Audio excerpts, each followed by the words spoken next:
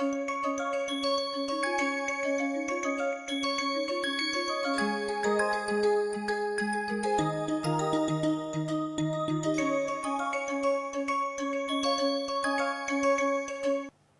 students, welcome back to Herbal Product Technology and Regulatory Sciences. Now we are reached to the third part of this topic, which is the regulations under the Drug and Cosmetics Act. What will be under this topic? Introduction: why the regulations of Ayurveda, Siddha and Unani medicines matters. The Drug and Cosmetics Act 1940, glimpses of it.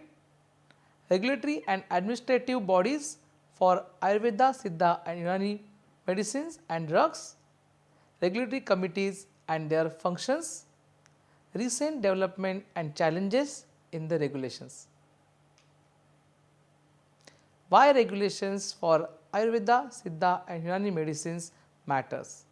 The Drug and Cosmetics Act aims to ensure that medicines sold in India are safe, effective and of a standard quality. It has been seen that after the industrial revolution in herbal drug manufacturing, the spurious and less quality products seen in the market, which was not only hampering the image of the herbal medicine, also have a major impact on the health of patients. That is why the Drug and Cosmetics Act amended so that a strong regulations can put forth for such herbal products. Traditional medicines under Ayush, that is Ayurveda, Yoga, Unani, Siddha and Homeopathy, which are explicitly covered under the Drug and Cosmetics Act via dedicated provisions. Earlier, these provisions was not available for the simple reason the products was very restricted use in the market. Regulations is intended to protect public health by preventing substandard, adulterated, misbranded or unsafe traditional medicine, so that the patient always get a good quality products which are meant for the purpose of treatment. The Drug and Cosmetics Act 1940. The Drug Cosmetics Act was amended in 1983 to include ASU medicines. The ASU medicines specific framework is often referred to as Chapter 4A for ASU and Chapter 4B for homeopathy. The Act also amended for inclusion of GMP guideline of ASU medicine as Schedule T and licensing and clinical trial requirements in Schedule Y. Under the Act, drugs from ASU system are treated as a drug if they are from authoritative classical text or proprietary or patented formulations derived from them, so that the definition of drug under these guidelines was made it clear for the people. The corresponding rule for licensing ASU drug manufacture are under the Drug and Cosmetics Rule 1945, notably Rule 158B for grant of license and related rules. The GMP enforced from 7th March 2003. The guidelines was put on from 1983, but the complete enforcement of those guidelines was done from 7th March 2003. Till that, all the industries was given a time to accommodate with the guidelines, so that they will get all the required things as required staff, required equipment and other norms. Guidelines also give some prohibition statements, such as prohibition of manufacture and sale of certain Ayurvedic, Siddha and Unani drug that is misbranded, adulterated and spurious drug. They also categorized and listed the drugs from ASU medicine which can easily misbranded or adulterated, so that the patient or the user will have information about it. Prohibition of a sale, stock or exhibit the drugs manufactured in contravention of any of the provision of the Act and the rules made thereunder. For example, any product which have any toxic substance cannot be sold into the market without its proven activity. Regulatory and administrative bodies for the ASU drugs.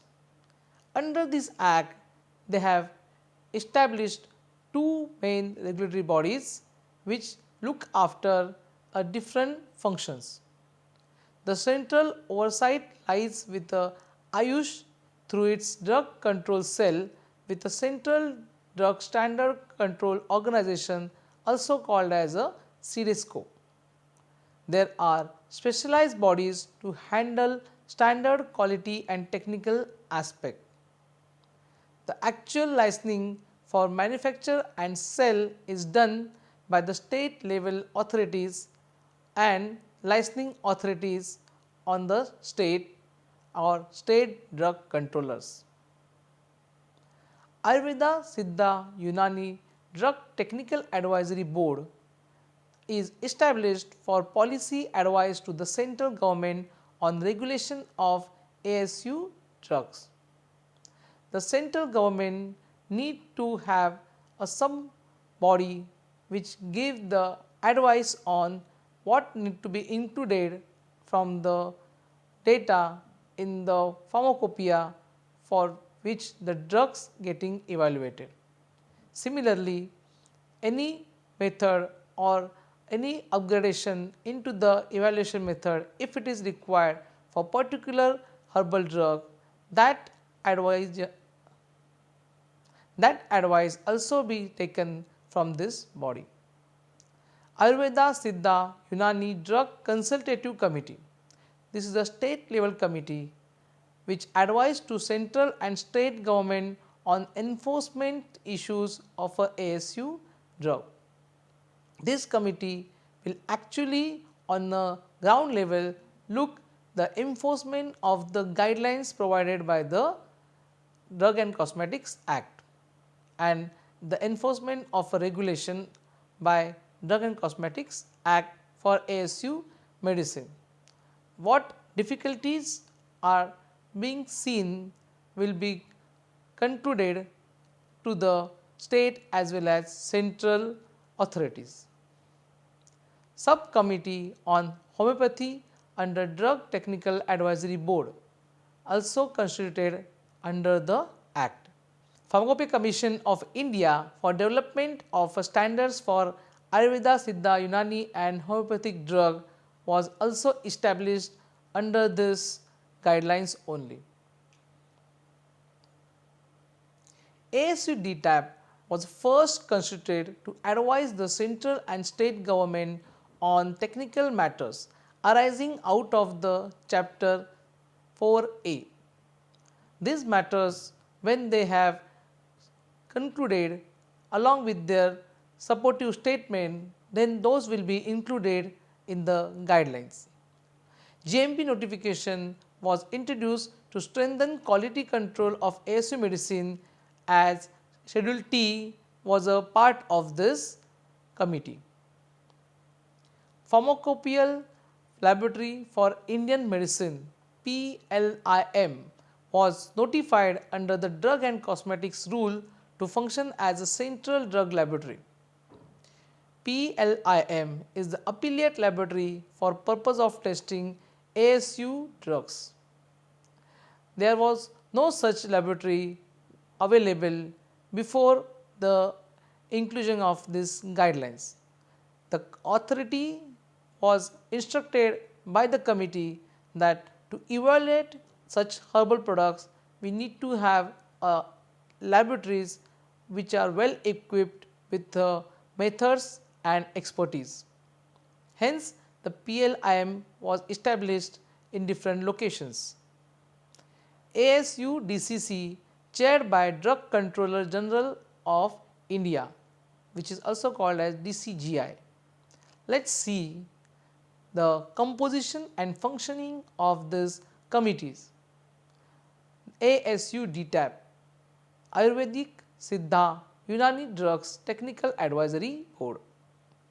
Composition includes representatives such as the Director General of Health Services, who chair this committee, the Drug Controller General DCGI, also member of this committee, expert in each as a pharmacognosy, phytochemistry, or practitioner of this medicine, or industry and the practitioner of a ASU drug, or amongst other also constituted in this committee.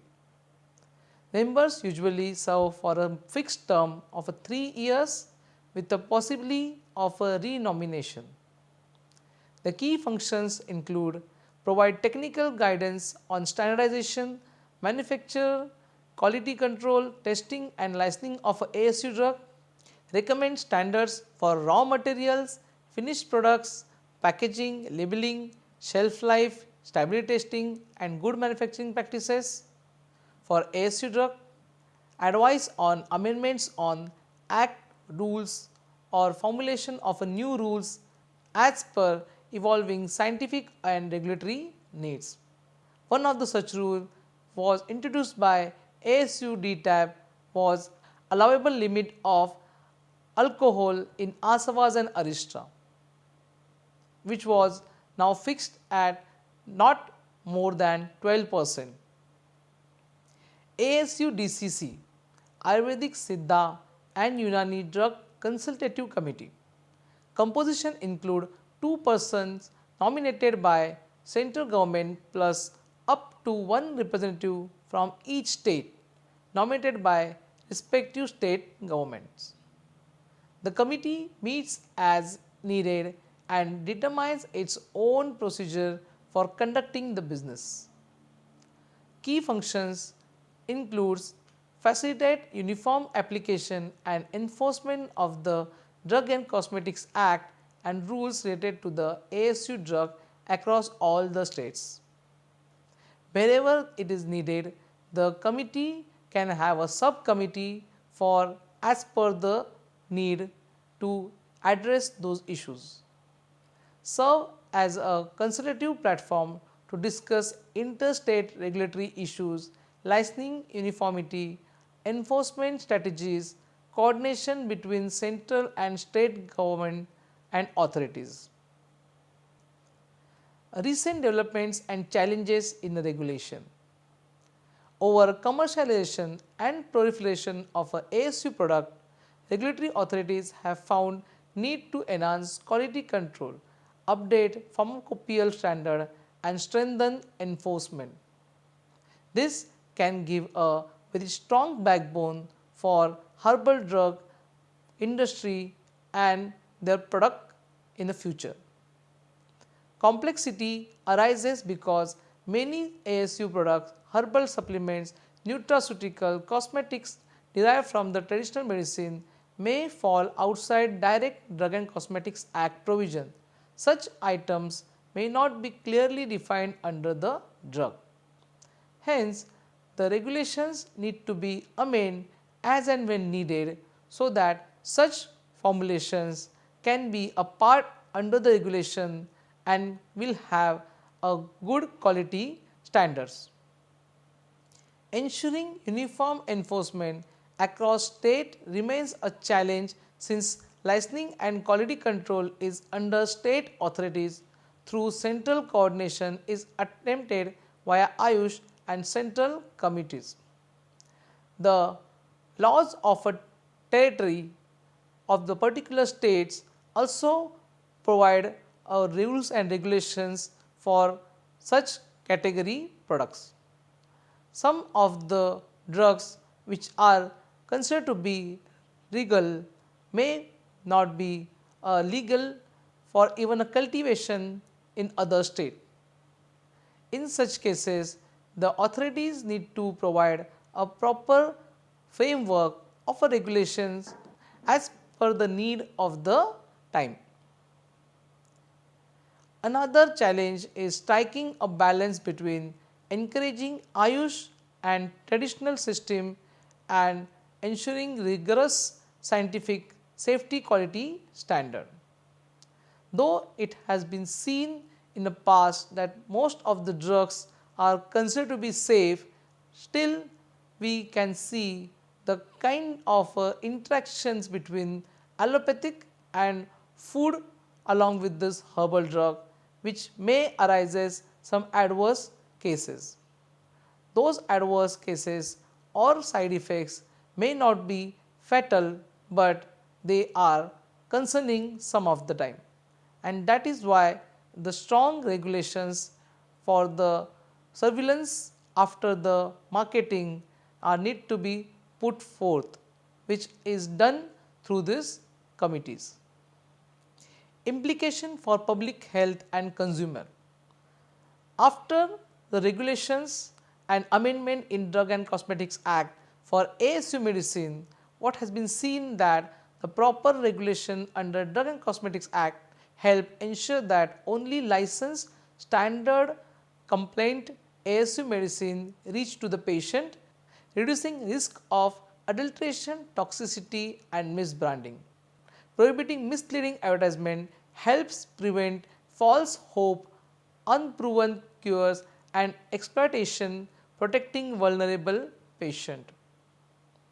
Quality labeling requirements such as list of ingredient, dosage, caution when containing toxic herbs empower consumer to make informed choices.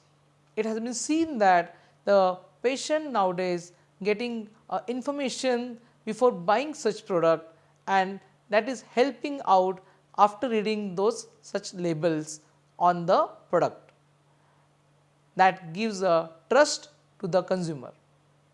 Regulatory oversight also builds legitimacy and trust for ASU system within national and global health framework. ASU medicines are not only restricted to the Indian territory, but nowadays they are being marketed in the different continent. Europe and America are the major buyer or importer of such product. India plays a significant role in providing such product to the globe, and hence this regulation is giving a good framework which can be easily get acceptance for such product outside the Indian territory. Because of the product of a good quality and they are qualifying over the safety from other countries, the such product have a good demand in international market. Thank you.